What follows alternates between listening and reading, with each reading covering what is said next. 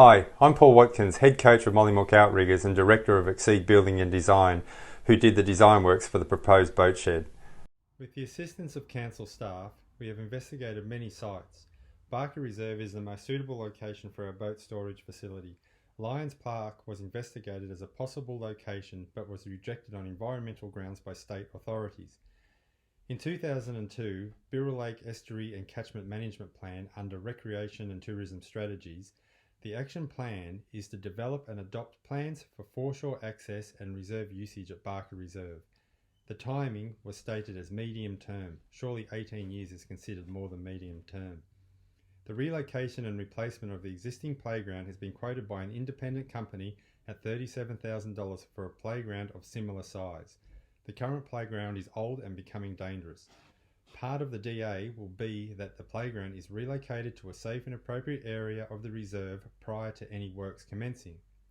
The primary purpose of this proposed boat storage facility is to store canoes, kayaks and equipment in a secure way that is close to safe, shallow water.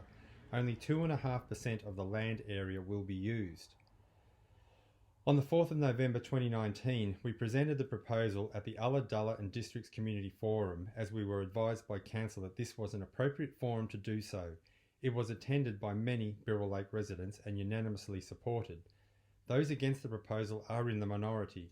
To say otherwise is grossly false. 65 of the DA submissions were positive and 45 were against.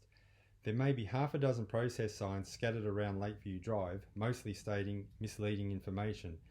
A few people are very passionate about protecting the park, and that's totally understandable, but there's a lot of very misleading and false information out there.